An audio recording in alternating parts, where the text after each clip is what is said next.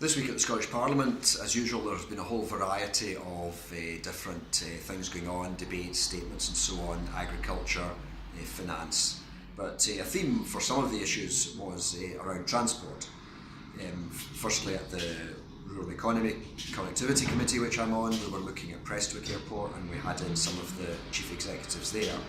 The problem with Prestwick is that it is losing money, and every year the Scottish Parliament is having to put in money to subsidise it. That clearly cannot go on forever, and so we had them in front of the committee to discuss what the options are. Scotland's problem basically is that we have got Edinburgh and Glasgow Airport, which are pretty popular, and we probably do not need 3 airports. But the reality is we have an extremely good airport at Prestwick. There's a lot of jobs and businesses round about there, and the last thing we want to do is to see them lost.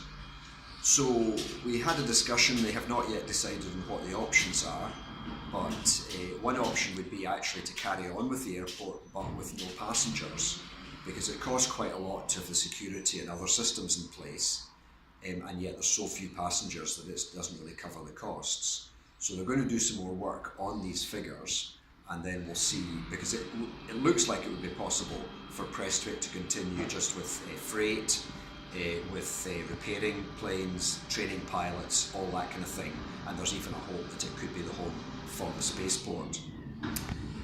Other transport issues this week have included attending an event on autonomous cars, which is quite interesting. That's the idea that we could have cars going around our roads without drivers, and how would the insurance work, how would the road markings work, all sorts of questions around that.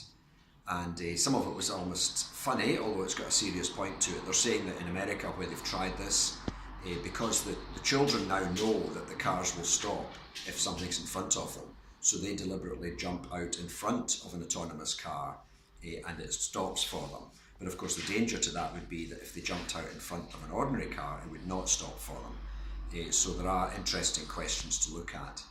And finally, and perhaps most locally, has been the question of where should the new health and social care hub in the east end of Glasgow be. I feel strongly it should be at Parkhead, because we have got such good bus links in the Parkhead area.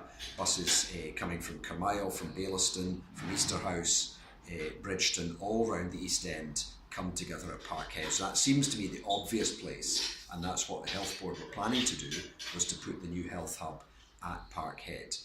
There have been some suggestions that it should go to Lightburn, because people feel maybe a bit sorry for Lightburn and the fact that that facility is pretty dated.